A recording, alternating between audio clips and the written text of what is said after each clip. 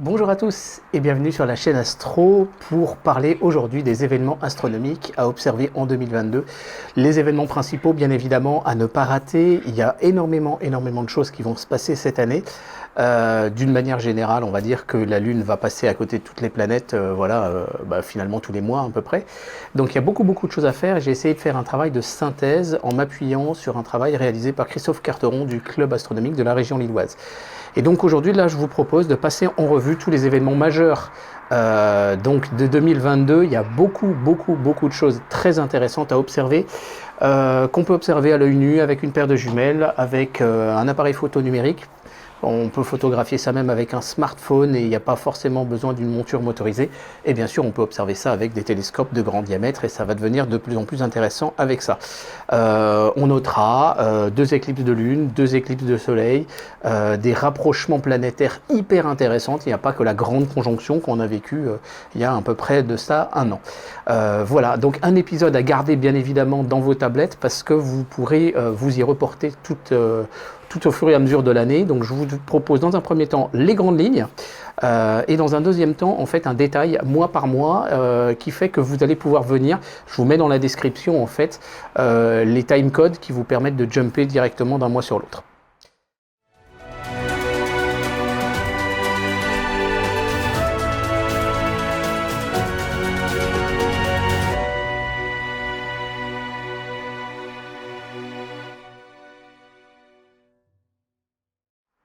Et on commence tout de suite déjà avec le soleil. Comme vous pouvez voir, j'ai de la chance, il fait super beau et avec la météo actuelle, c'est pas forcément extraordinaire.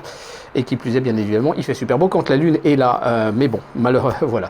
Donc on commence avec le soleil et le soleil, on notera la périhélie, c'est-à-dire la période où la Terre est le plus proche au 4 janvier et l'aphélie, la période où la Terre est au plus loin, le 4 juillet. Donc vous pouvez faire une photo sur ces deux dates-là, donc il faut vraiment pas tarder pour le mois de janvier.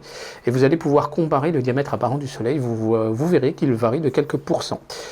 Lié finalement à la distance de la Terre par rapport au Soleil. Vous avez deux éclipses partielles à considérer. Et puis on a surtout le début d'activité du cycle 25 donc du Soleil, qui est un cycle de 11 ans. Et donc le nombre de taches solaires devrait augmenter. Pour ceux qui ont des instruments H-alpha pour l'observation du Soleil, vous allez avoir sans doute des protubérances plus nombreuses. On notera que dans le domaine de l'exploration spatiale, Parker Solar Probe va passer à 4 reprises à côté du Soleil à très haute vitesse, et puis dans les années à venir ça va être encore plus rapide. Donc là ce sera quand même à 16 km par seconde. Je ne sais pas si vous vous rendez compte du truc, c'est l'objet le plus rapide créé par l'humanité. Et on a les rencontres des observateurs solaires qui aura lieu du 25 au 26 juin du côté, donc c'est à Cerbane, c'est à côté de Vichy, vraiment pour les passionnés de l'observation du soleil. Donc voilà un petit peu une idée de la prévision du cycle là qui est en train de démarrer, que vous voyez là, et clairement ça s'annonce quand même relativement prometteur en termes de nombre de taches solaires, donc ça va être super intéressant à observer. On a une éclipse le 30 avril, éclipse partielle, vraiment c'est complètement l'hémisphère sud, voilà, juste le Chili et à peine l'Argentine.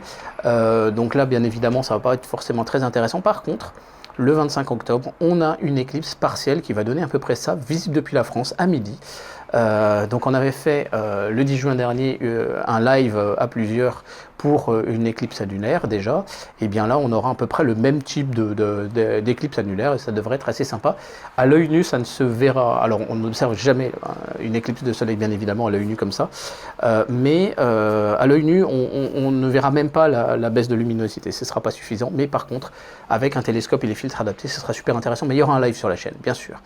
La Lune, alors la Lune il y a plein de choses, il y a deux éclipses lunaires, donc on a le 16 mai et le 8 novembre, ce sont des éclipses totales, mais on notera quand même que celle du 16 mai sera visible depuis l'Europe, celle du 8 novembre ne sera pas visible depuis l'Europe. On aura une période favorable pour l'observer qui couvrira à partir de janvier jusqu'à avril, et pour ce qui est de la soirée, et le matin ce sera plutôt septembre à décembre. Dans quelques semaines, je vous ferai une série d'épisodes. J'ai 3-4 épisodes à vous sortir sur la Lune et sur justement des petits secrets d'observation lunaire. Et on parlera de cette histoire de calculer la bonne période. On a une opportunité assez intéressante cette année. On a 5-6 opportunités pour observer le X et le V lunaire. donc qui sont des détails, je vais vous montrer ça un petit peu. Et on a 2 occultations de planètes par la Lune. Le 14 septembre, on a Uranus et 8 décembre, on a Mars. On a surtout, dans l'exploration spatiale, on va avoir le 12 février le premier tir de la Space Launch System. Donc c'est la fusée du programme Artemis, plus puissante que la fusée Saturn V, pour repartir sur la Lune. On a la mission Peregrine 1 en juillet, on n'a pas la date précisément. En juillet-août, on a aussi Luna 25 par les Russes. Et on a, mais qui est retardé, Chandrayaan 3, qui est une mission indienne qui est censée partir pour aller se poser sur la Lune également. Bon, là, c'est des robots, bien évidemment. Voilà, et on a des rapprochements intéressants, vous allez voir. On a des trucs hyper intéressants avec la Lune. Donc le 16 mai, une éclipse totale de soleil, visible depuis l'Europe, mais en fait réellement visible depuis les Amériques. Donc ce seront notamment nos amis du Québec, nos amis en Guyane et tout ça qui vont pouvoir en profiter. Et aux États-Unis bien évidemment. En Europe, ce sera vraiment au coucher de la Lune, et ce sera au petit matin que cette éclipse totale de Lune sera visible. On va en reparler. Et puis vous avez donc une deuxième éclipse le 8 novembre qui là cette fois ne sera pas visible depuis l'Europe. Par contre sera visible voilà, depuis l'Est des États-Unis et puis surtout bien évidemment le Pacifique. Le X et le V lunaire, alors voilà à quoi ça ressemble. Le V, ça fait une espèce de petit V lumineux, et donc ça se situe pas très loin de la Rimae Ginus sur la Lune. Et le X lunaire se situe plus au sud, c'est le croisement de 4 cratères. Donc c'est les photos faites par Christophe Carteron, je le remercie pour le prêt, et donc ça va pouvoir être observable. Et vous avez toutes les dates qui sont ici avec les heures, mais on va y revenir dans le suivi détaillé, voilà, mois par mois. Les occultations, voilà ce que ça va donner. Uranus ici, donc ça c'est le 14 septembre, et Mars le 8 décembre. Et on notera que Mars est au plus proche de la Terre les 1 et 2 décembre, et son opposition le 8. Donc en fait Mars va être vraiment dans une période hyper favorable pour cette occultation par la Lune. Et je vous renvoie d'ailleurs sur la chaîne de Thierry Legault qui a fait une photo extraordinaire de la Lune qui rase, voilà, de Mars qui rase la Lune. C'était assez extraordinaire, vous avez la vidéo sur sa chaîne. Alors les planètes maintenant, les planètes, bah cette année ça va pas être la meilleure période de l'année pour observer, enfin la meilleure année pour observer des planètes, parce qu'en fait pendant quasiment toute l'année les planètes vont être vraiment seulement visibles au matin. Donc c'est pour ça que je vous dis que dans le choix d'un télescope, eh ben, faut songer à acheter un télescope qui permette aussi l'observation du ciel profond. Parce que quand il y a des périodes où les planètes ne sont pas visibles, tout simplement. Alors le graphe que vous avez devant vous présente ce qu'on appelle les élongations. C'est-à-dire qu'au centre, là, vous avez le Soleil. Et quand vous avez une planète qui est sur la gauche, elle est visible le soir et inversement visible le matin. Alors ça, c'est pas très très parlant ce type de graphe. C'est très parlant en fait pour Mercure et Vénus, là que vous voyez au centre, donc Mercure en violet et Vénus ici. On voit vraiment très bien leur mouvement apparent vis-à-vis finalement du Soleil. Mais pour les autres planètes, c'est pas top. Alors en fait, on va faire l'inverse, c'est que hop, on va permuter l'ensemble. Et là, on va mettre le Soleil à droite et à gauche. Donc ça, c'est le Soleil du soir. Et vous avez les planètes qui sont visibles le soir. Et là, vous avez le Soleil du matin, les planètes qui sont visibles du matin. Et en fait, la voûte céleste, eh bien voilà, le soir au coucher du Soleil, elle est là. C'est cette zone-là de la voûte céleste qui est visible. Et le petit matin, c'est cette zone-là. Donc vous avez tout le ciel qui se déplace en fait. Vous savez très bien, se déplace en fait d'est en ouest. Et c'est ce que vous avez là. Et vous avez justement l'information là des éclipses lunaires donc, qui sont indiquées ici. Donc voilà pour vous donner un petit peu l'ordre d'idée de la globalité de la danse des planètes, et vous pouvez voir, voilà, toutes les planètes sont en train de passer. Donc c'est vraiment sur la deuxième partie de l'année qu'on va commencer à avoir des planètes visibles de nuit. C'est ce que voilà, c'est à peu près ça. Donc en petite synthèse, ça peut donner un petit peu ça. Mercure, eh bien fin avril, on va avoir une période le soir intéressante avec une élongation. Vénus, eh bien à partir de mi-janvier, elle ne sera plus observable et sera réobservable à partir du matin. Et puis le soir, ce sera vraiment au mois de décembre. Voilà. Donc en fait, Vénus sera du matin là pendant toute l'année, quasiment. Mars, eh bien Mars, vous savez qu'elle a son opposition tous les 2 ans. Et donc là, on a une opposition qui sera voilà en décembre, début décembre. Donc voilà, Mars sera visible au matin, puis ensuite pendant la nuit. Et bien évidemment, c'est vraiment la fenêtre plus ou moins 1 mois de l'opposition où elle est vraiment très favorable à être observée. Sinon, elle sera quand même bien évidemment très petite, et elle sera finalement eh bien, plus petite en diamètre apparent qu'en 2020, là aussi. Jupiter, alors Jupiter sera en opposition le 26 septembre. Et par contre, ce qui est intéressant avec Jupiter, c'est qu'elle remonte en déclinaison dans la voûte céleste, donc elle sera plus haute dans le ciel au moment de son opposition. Et donc là, on va pouvoir revoir des photos vraiment en très haute résolution de Jupiter. Ça va être super intéressant, mais voilà, Jupiter, c'est le deuxième semestre très clairement. Saturne, eh bien, c'est elle qui va nous offrir son opposition un peu le plus tôt, on va dire, avec le 14 août. Mais elle est très basse encore, bien évidemment, ces derniers temps. Et on notera que les anneaux sont en train de progressivement s'aplatir en termes de vue. Uranus, eh bien là, alors oui, je vous ai pas noté, pardon, la date d'opposition d'Uranus. En fait, je crois que c'est la première qui va avoir son opposition, et vous avez le 22 septembre, vous avez l'opposition de Neptune. Voilà un petit peu pour les différentes planètes. Alors, qu'est-ce que ça donne concrètement au mois de janvier? Vous voyez, je vous ai mis à chaque fois toutes les dates, enfin toutes les phases de la Lune. Vous avez ici les positionnements des planètes relatives, donc vous voyez qu'on a encore quelques planètes qui sont visibles le soir, ne sont pas les plus importantes. On voit le phénomène justement, voilà, de diamètre apparent. Alors ce que je voudrais vous montrer à travers justement cette extraction d'Astrophile, c'est les diamètres apparents. Vous voyez que le diamètre apparent de Mars est hyper petit. Et en fait, au fur et à mesure de l'année, vous voyez que le diamètre apparent de Mars va grossir, et c'est vraiment novembre-décembre qu'on va être au maximum. Voilà. Donc là-dessus, voilà, février, on ne va pas insister, vous allez les revoir après. Ça vous donne aussi une idée des phases de Vénus ici, donc avec le Soleil à gauche et Vénus qui est du matin, donc qui se trouve, voilà, c'est ce graphe-là. Et donc voilà, vous avez l'évolution aussi des phases et du diamètre apparent de Vénus. En fait, vraiment, Vénus est en fin croissant en début d'année et va devenir beaucoup plus petite finalement en fin d'année. Donc voilà, on est plutôt sur la période au petit matin, sur la première période de l'année pour observer Vénus. Alors les éphémérides un petit peu détaillées mois par mois, vous allez voir qu'il y a des choses très intéressantes à observer. Donc je vous remets la capture. Vous pouvez faire des captures écran avec votre smartphone, mais de toute façon, vous avez les timecodes dans la description pour réaccéder à cet épisode à n'importe quel moment de l'année. Donc le mois de janvier, effectivement, vous voyez que la Lune est pleine aux alentours du 19, quelque chose comme ça. Donc globalement, le mois de janvier, ce sera sur la fin du mois de janvier qu'on va pouvoir refaire du ciel profond. Et on notera effectivement Mercure ici, Vénus. Alors on notera quand même une élongation de Mercure et un rapprochement avec Saturne aux alentours du 10 janvier. Et c'est tout ce qu'il y a finalement pour le mois de janvier. Au mois de février, eh bien c'est le milieu de mois avec le 16 pour la pleine lune. Par contre, vous avez la nouvelle lune au 1er février, donc là c'est intéressant. Vous voyez que Vénus est passée de l'autre côté et elle a un croissant du matin maintenant. Et donc vous allez avoir le 8 février une observation du X et du V lunaire, et qui est une observation vraiment très très favorable, même si le début est à 16h, voilà, à 18h vous avez une bonne pénombre, vous allez pouvoir attaquer. Donc là ce sont les heures TU, attention, vous faites +1, donc ça fait 17h pour l'heure française, donc c'est parfaitement adapté par rapport à l'horaire de la tombée de la nuit. Donc là ça va être très intéressant le 8 février. Au mois de mars, eh bien là, on va commencer à rentrer dans le vif du sujet. On a pas mal de choses en fait comme événements. En fait, en mars, voilà, on a pas mal de planètes qui commencent à être visibles au matin. Et vous avez un balai de Vénus, Mars et Saturne du 20 au 29.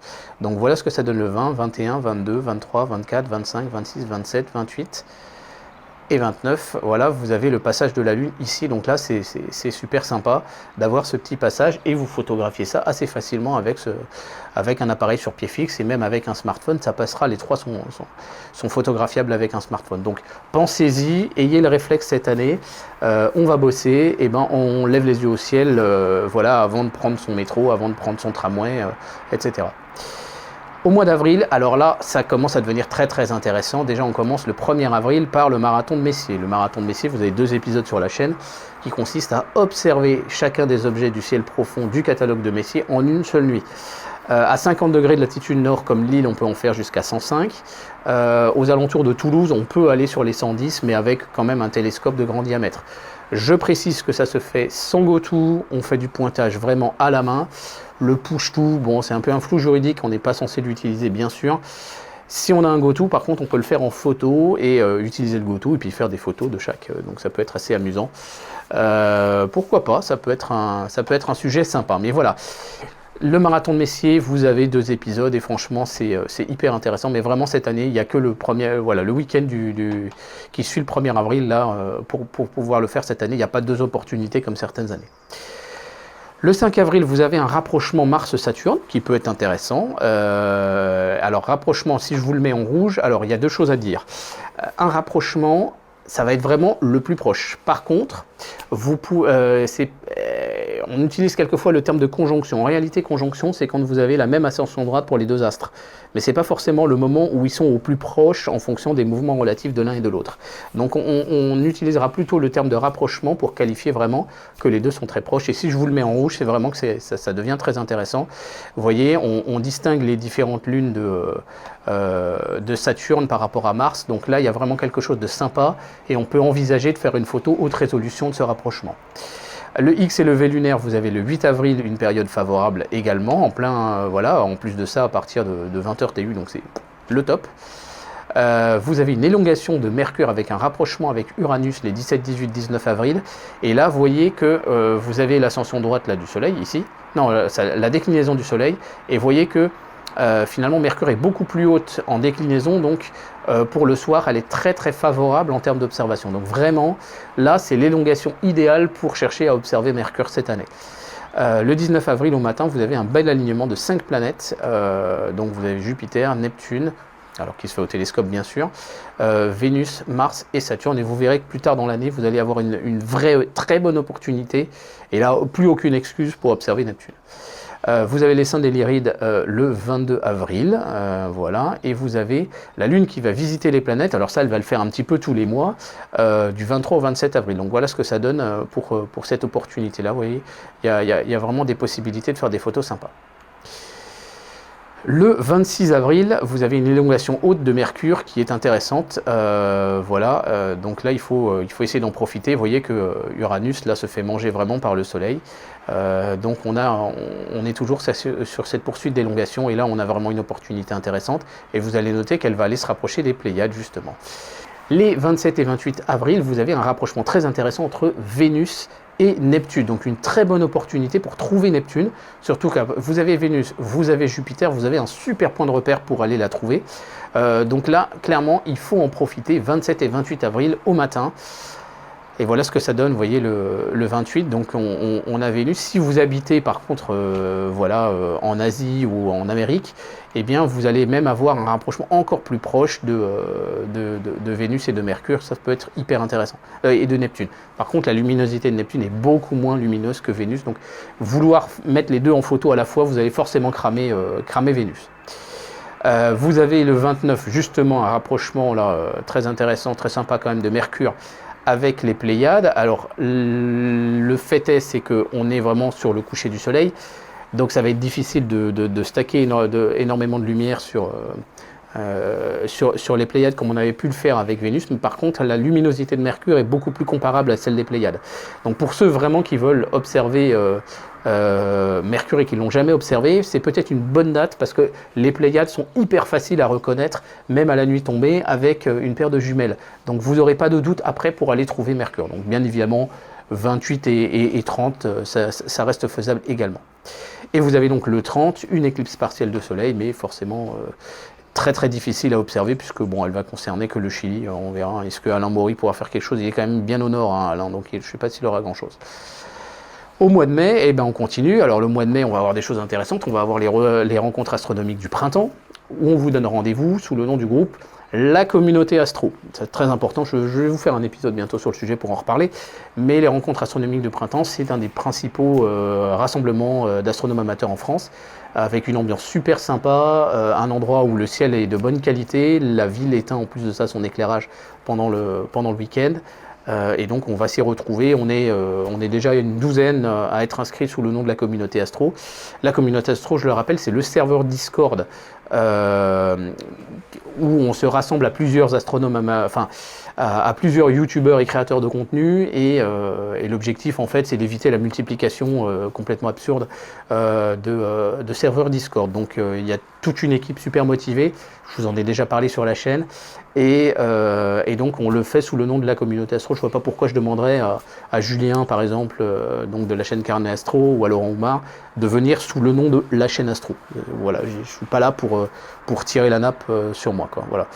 Donc le mois de mai, eh bien, on va avoir encore des petites choses intéressantes, un rapprochement Jupiter-Vénus, voilà, hyper intéressant, super proche. C'est la suite logique en fait de ce qu'on a vu l'autre fois. Et vous voyez que là c'est très très proche aussi, on voit voilà, les écartements des lunes de Jupiter. Donc on a un truc qui est à peu près comparable justement à la grande conjonction qu'on avait de Jupiter-Saturne. Et donc là aussi ça va être très très intéressant à observer, ça peut être sympa de faire une bonne photo. Sur Vénus est très lumineuse, donc à mon avis on arrivera à faire un truc avec des expositions comparables. Une éclipse le 16 mai, une éclipse totale de lune, observable effectivement depuis l'Europe et puis surtout depuis les Amériques. Et voilà ce que ça va donner depuis Paris, 4h45 du matin, et elle est vraiment vraiment pas haute. Là vous avez 3 degrés, vous avez voilà, une douzaine de degrés, même pas une dizaine de degrés. Et voilà ce que ça va donner quand ça va commencer à bien croquer. De chez moi, c'est faisable, parce que j'ai un balcon qui est hyper dégagé. Si l'opportunité peut se faire, eh bien j'essaierai de vous faire un live, mais je ne sais pas vous promettre. Le 29 mai, vous avez un rapprochement Jupiter-Mars, là aussi très proche, donc hyper intéressant à essayer de faire de l'astrophotographie avec ça. Non, peut-être un peu moins proche que le précédent, mais néanmoins, voilà. Un beau rapprochement, le 29 mai, ça peut être sympa de faire des photos. Au mois de juin, alors qu'est-ce qu'on a au mois de juin? On a le X élevé lunaire le 6 juin. Alors là, vous voyez que ça va être un peu plus difficile parce qu'on est quand même 20h TU, 22h TU, on approche du solstice d'été, donc on risque d'être gêné quand même un peu par la lumière. Mais néanmoins, voilà, un maximum à 22h TU, ce qui fait minuit, donc... franchement, ça va le faire aussi, ça va être sympa. Et puis la météo peut être très intéressante également. Par contre, on notera que sur cette période de l'année, la Lune va être plus basse. Et probablement même dans les constellations les plus basses. On en reparlera de ce phénomène justement, de calculer un peu la hauteur de la Lune en fonction des périodes de l'année. Mais donc voilà, ce sera quand même observable, mais peut-être pas forcément de la haute définition. Et surtout le 27 juin, peut-être l'événement le plus dingue de l'année en fait, et on n'y fait jamais attention. Le 27 juin, vous avez toutes les planètes du système solaire qui sont levées en même temps et qui sont observables du coup dans la foulée et en même temps, ce qu'on appelle le marathon des planètes. C'est faisable sur 24 heures de temps en temps, mais là on les a vraiment toutes. Regardez bien, vous avez Mercure ici, vous avez Vénus, vous avez même la Lune à côté, vous avez Uranus, Mars, Jupiter, Neptune, Saturne et vous avez même Pluton. Donc voilà ce que ça donne, voilà, côté nord-est-est. Voilà Mercure qui sera juste en dessous de la Lune. Alors la Lune ça sera en fin de croissant, donc pas forcément facile à repérer, mais vous avez quand même Vénus pour vous y aider. Vous avez Uranus qui est là, ensuite vous avez Mars, Jupiter, Neptune et Saturne. Et ensuite, vous avez Pluton pour ceux qui veulent taper une planète naine en même temps et rajouter un peu plus de fun. Mais c'est vraiment le 27 juin, c'est pour moi un des plus grands événements de l'année, ça c'est évident. Et on continue avec le mois de juillet. Alors là, le mois de juillet, il n'y a pas grand chose à se mettre sous la dent, moi, de ce que j'ai trouvé. Donc voilà, on passe au mois d'août. Voilà, le mois de juillet, on essaiera d'aller faire du ciel profond. Vous voyez, par exemple, si vous prenez vos vacances, voilà, du samedi 23, puis ensuite jusqu'au 30, et puis la première semaine aussi voilà, jusqu'au samedi 6 août, c'est la bonne période pour prendre vos vacances. Et vous pouvez en remettre une louche fin du mois d'août cette fois, où là vous allez attaquer par exemple du 20 au 27 août, vous pouvez reprendre encore une autre semaine pour aller vous faire de l'astronomie. Donc voilà, mais c'est tout ce qu'il y a pour le mois de juillet. Voilà. Ensuite, donc au mois d'août, vous avez un rapprochement Mars-Uranus. Alors c'est pas ultra proche, mais ça peut déjà vous aider à la retrouver. Donc le 2 août au matin, là il faudra quand même être matinal. Vous avez le X élevé lunaire le 4 août, et là ça va être quand même bas, ça va être bas, et puis c'est 2 jours en plus de ça, 19h30 le meilleur. Donc là c'est franchement pas le meilleur de l'année, très clairement. Le maximum des Perséides le 13 août, mais regardez la Lune. La Lune sera en gros à la pleine Lune, donc franchement le mauvais moment, le plus mauvais moment pour les Perséides. C'est dommage parce qu'on serait dans une zone où l'essaim est un peu plus dense que l'année dernière. L'année dernière, elles avaient été franchement décevantes. Mais voilà. Voilà, voilà, voilà. Cette année, eh ben, ce ne sera pas la peine de faire un épisode putassier pour essayer de faire du clic parce que très clairement, les perséides sont pas observables. Ou sinon faire un épisode justement pour dire pourquoi c'est mort pour les perséides cette année. Au mois de septembre, qu'est-ce que l'on a? Eh ben, on notera que début de septembre, c'est pas le moment d'aller prendre les vacances à Saint-Véran, ce sera plutôt sur fin septembre. J'y retournerai, c'est clair, maintenant on sait que je peux remonter. Mais septembre, vous avez quand même l'occultation d'Uranus par la Lune, donc très bonne opportunité pour ceux qui n'ont jamais observé Uranus de leur vie, c'est le 14 septembre. Donc je vous ai mis les horaires à 23h, vous voyez, c'est idéal, de 23h à minuit. C'est-à-dire que c'est observable pour tout le monde et puis ça se termine à minuit 20, tu plies le matos, tu vas te coucher et puis tu vas bosser le lendemain. Franchement, c'est le top. Par contre, pour la météo, on croisera les doigts, c'est toujours cette même période de l'année. En octobre, qu'est-ce qu'on a en octobre? Eh bien, on a une élongation de Mercure qui est cette fois le matin.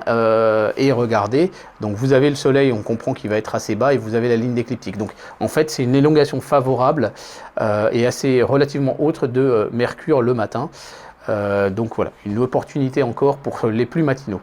Vous avez une éclipse donc partielle de soleil donc le 25 octobre. Alors on croise les doigts pour la météo, c'est l'évidence, c'est pas la bonne saison. Mais on espère pourquoi pas avoir le même rendu que ce que l'on avait eu le 10 juin donc cette année. En tout cas, je ferai en sorte d'un petit live sur la chaîne avec plaisir.